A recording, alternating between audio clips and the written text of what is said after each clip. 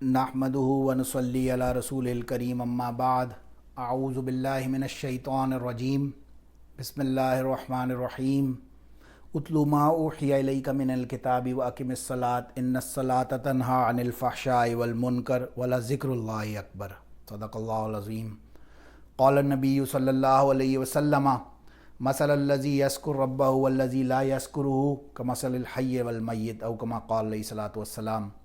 बिस्मिल्लाहिर्रहमानिर्रहीम अल्लाहुम्मा सल्लि अला मुहम्मद व अला आलि मुहम्मद कमा सल्लैता अला इब्राहीम व अला आलि इब्राहीम इन्नका हमीदुम मजीद।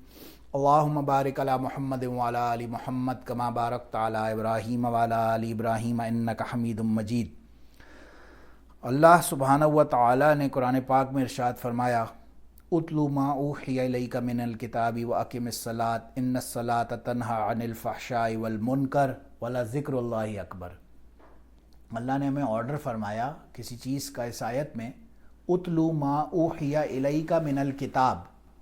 उतलू कहते हैं तिलावत करने को, कि तुम पढ़ो इस किताब में से, उतलु मा ऊहिया इलैका मिनल किताब, जो वही की गई है तुम्हारी तरफ अल्लाह की तरफ से कुरान, इसमें से पढ़ो।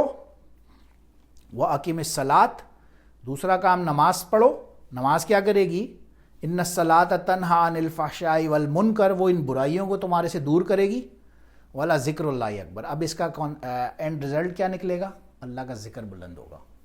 ये सारे काम जो हमें शरीयत में ऑर्डर मिलता है ना करने के लिए, उस सब का खालिस मकसद अगर कोई पूछे ना, वो कहता आता है ना, वमा खलक़तुल जिन्न वल इंसा इल्ला लियअबुदून।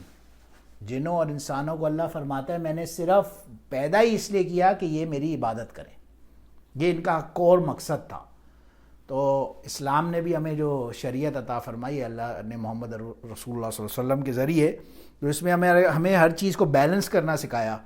तो पहले फरमाया कि किताब पढ़ो। अब ज़ाहिर है किताब पढ़ेंगे तो वो तो अरबी में होगी। आम तौर से नबी अलैहिस्सलातु वस्सलाम तो पूरी यूनिवर्स के लिए रहमतुल लिल आलमीन है, तो वो ज़रूरी तो नहीं है कि ये बंदा अगर अरबी नहीं पढ़ सके तो क्या वो रसूलुल्लाह सल्लल्लाहु अलैहि वसल्लम का उम्मत ही नहीं हो सकेगा? ऐसा तो हो नहीं सकता।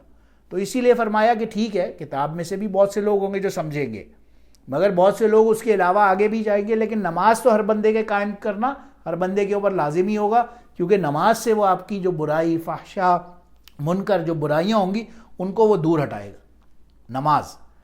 लेकिन उसके बाद एंड रिज़ल्ट इस सारा काम करने के बाद क्या होगा? ये सारा करने का मकसद क्या है? ये सारा करने का मकसद क्या होगा? वाला ज़िक्रुल्लाहि अकबर।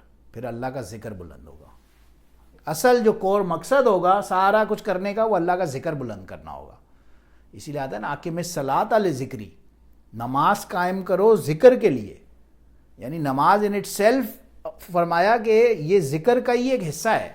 तो नमाज भी पढ़ने का जो मकसद होगा वो असल मकसद यही होगा, अल्लाह अकबर, के अल्लाह का ज़िक्र बुलंद हो। असल मकसद अल्लाह का ज़िक्र बुलंद करना होगा। इसीलिए हदीस पाक हमने शुरू में भी यहाँ पे बयान की, मसलुल्लज़ी यज़कुरु रब्बहु वल्लज़ी ला यज़कुरुहु कमसलिल हय्यि वल मय्यित औ कमा क़ाल इस्लाम। उस बंदे की मिसाल जो ज़िक्र करने वाला है और उस बंदे की मिसाल जो ज़िक्र ना करने वाला है, इनकी मिसाल ऐसे ही है जैसे एक हई यानी कि एक ज़िंदा है और एक मुर्दा है। एक बंदा हयात है और एक मुर्दा है। ये मिसाल है ज़िक्र करने वाले की और ज़िक्र ना करने वाले की। हमारे लास्ट सेशन में भी हम दिल के ऊपर बात क्यों के कर रहे थे, अल्हम्दुलिल्लाह। वहाँ पे क्या फरमाया था कि अल्लाह की नसीहत को समझेगा वो बंदा जिसके पास दिल होगा। फिर दिल होगा, दिल पाक करने की भी ज़रूरत होगी। ज़िक्रुल्लाहि शिफ़ाउल कुलूब औ कमा क़ाल अलैहिस्सलातु वस्सलाम। हदीस में आता है ज़िक्र जो है ये दिलों की शिफा है। ये दिल के ऊपर बार बार एम्फसिस तो हम देखते हैं डाला गया है, कि वजह क्या, आप गौर करें। सूरह नूर के अंदर अल्लाह ने एक आयत है जिसे आयत नूर कहा जाता है। सूरत का नाम ही सूरह नूर इसीलिए है। इस आयत में अल्लाह ने अपनी सिफात बयान की कि मैं क्या हूँ। अल्लाहु नूरुस समावाति वल अर्ज़।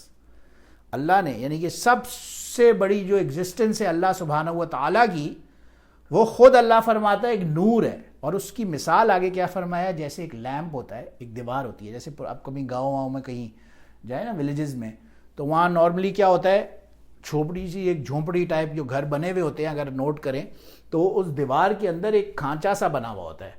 उधर वो लैंटर्न नहीं होता, लालटेन, वो लटकाते हैं गांव देहात वाले। तो वो जो खांचा सा होता है ना, वो रोशनी करने के लिए होता है। تو اللہ نے کیا فرمایا؟ اللہ نور السماوات والارض مثلہ کمثل مشکات. اللہ نے فرمایا کہ اس کی مثال ایسے ہے کہ ایک دیوار ہے، اس دیوار کے اندر ایک کھانچہ ہے، ایک ہول ہے، پھر اس ہول میں ایک لیمپ پڑا ہوا ہے. یہ لیمپ جو ہے یہ جلتا ہے لا شرقین ولا غربین والے آئل سے، یعنی وہ آئل ایسا ہوگا جو اس کا جو جلنے والا ہوگا وہ نہ ایسٹ نہ ویسٹ میں کہیں پایا جاتا ہے. تو اللہ کی مثال ہے. لیکن اسی کو بالکل اپنے اوپر جب ہم اپلائی کرتے ہیں، انسان اپنی باڈی کا جب ایکس رے اگر دیکھتا ہے، کبھی آپ ایکس رے کرائیں اپنے چیسٹ کا، تو آپ دیکھتے ہیں کہ یہ وال ہے ہمارے چیسٹ کے اندر، اور اسی وال کے ساتھ یہاں پہ ایک کھانچا سا ہے اور یہ دل ہے. اس کو سگمنڈ فرائڈ کی لینگویج کے اندر جو وہ تھا نا سائیکالوجسٹ، اس نے اس کا کیا مثال دی اس کی ٹرم میں، ہی واز ناٹ اے مسلم، اس کی ٹرم میں اس نے اس کی مثال کیسے دی؟ اس نے ایک تھیوری سامنے پریزنٹ کی، I D ego and super ego کی. اس کا کیا مطلب ہے؟ وہ کہتا ہے، سگمنڈ فرائڈ کی میں بات کر رہا ہوں، وہ یہ کہتا ہے کہ ہر انسان ہیومن بینگ کے اندر نا 3 ڈفرینٹ ایسپیکٹس ہوتے ہیں. ایک ہوتا ہے آئی ڈی، جو بالکل ایک ڈاٹ سا اس نے مثال سے سمجھایا، ایک ڈاٹ ہوتا ہے جیسے. پھر اس کے اوپر ایک ہوتا ہے ایگو. اس نے اس کی مثال ایسے سمجھائی، یہ جو آئی ڈی ہوتا ہے نا یہ ہمارے اندر ہوتا ہے، گویا کہ سمجھیں کہ ہمارا دل ہوتا ہے، یوں سمجھے ہمارا دل ہوتا ہے، یہ آئی ڈی ہے. What is ego? وہ کہتا ہے یہ جیسے ہماری باڈی ہے، دیٹ از دا ایگو. اور پھر ایک سپر ایگو ہے، وہ کیا ہے؟ جو باہر کا ہمارا ایٹماسفیئر ہے، جو باہر کی ہماری سوسائٹی ہے. It is huge. اگر اس کو یوں اگر ہم کمپیئر کریں تو یہ پوری یونیورس، پوری دنیا، اور یہ سارا کہ ہماری اس کے اوپر ہٹ کرتا ہے، ہماری باڈی انفلوئنس ہوتی ہے اپنے معاشرے سے، ہمارے گیدرنگ سے، ہماری سوسائٹی سے، جہاں ہم اٹھتے بیٹھتے ہیں اس سے ہماری باڈی انفلوئنس ہوتی ہے، اور پھر وہ افیکٹ کرتی ہے جا کے ہارٹ کے اوپر. آتا ہے نا، انسان ایک گناہ کرتا ہے تو اس کے ہارٹ کے اوپر، دل پہ ایک کالا دھبا لگ جاتا ہے، پھر ایک اور کرتا ہے تو کالا دھبا لگ جاتا ہے. تو اس کی مثال ایسے ہی ہے کہ گویا وہ جو آئی ڈی ہے انسان کا، ہارٹ ہے، وہ ویک ہوتا جاتا ہے، ہوتا جاتا ہے، ہوتا جاتا ہے. پھر وہ گناہ کر کر کے اس کے اندر اتنا زیادہ یعنی کہ انوالو ہو چکا ہوتا ہے کہ گویا اس کو گناہ ہی نہیں لگتا. پھر تو ساری جو محنت ہے، وہ اصل ضرورت وہ دل پہ محنت کرنے کی ضرورت ہے. اگر دل پاک ہے تو سب سیٹ ہے. اگر الاف ان فی الجسد مضغۃ، ایک باڈی پارٹ ہے، ہر باڈی پارٹس کے اندر ایک باڈی پارٹ ہے، اذا صلحت صلح الجسد کلہ، اگر وہ صحیح ہے تو پوری کی باڈی صحیح ہے، اور اذا فسدت، اگر اس ایک باڈی پارٹ کے اندر فساد ہے تو پوری کی پوری باڈی کے اندر ہی فساد ہے. تو بہرحال اس کو آگے مزید ڈریگ نہیں کرتے، بات کو یہیں سمجھنے کی کوشش کرتے ہیں. مثال اس کی دل کی ایسی ہی سمجھے کہ اگر اس میں ہم جب ذکر کرتے ہیں، گویا یہ کمرہ ہے نا، جیسے آپ دیکھیں اگر یہاں اندھیرا گھپ بالکل لائٹس ہم آف کر دیں، کچھ نہیں پڑا ہوا، تو ایک بندہ آتا ہے، اسے نہ کرسی نظر آ رہی ہے، نہ یہ شیلف نظر آ رہا ہے، نہ کوئی اور ٹیبل نظر آ رہا ہے، نہ یہ کارپیٹس، کچھ نظر نہیں آ رہا، اندھیرا گھپ ہے. جب وہ بندہ لائٹ جلاتا ہے، اب اس کو سب کچھ نظر آنا شروع ہو جاتا ہے. تو ایسے نہیں ہے کہ یہ سب کچھ یہاں پہلے پڑا ہوا نہیں تھا، یہ اسی طرح سے یہاں سب کچھ پڑا ہوا تھا جب فرنیچر ہے، مگر وہ آنکھ دیکھ نہیں پائی کیونکہ اس سے اندھیری، جو آنکھ ہے وہ محتاج ہے روشنی کی. تو اسی طرح سے بہت ساری چیزوں کے اندر محتاجی جو ہوتی ہے وہ ہمارے دل کی روشنی کی ہوتی ہے، کیونکہ دل ہمارے مر گئے ہوتے ہیں.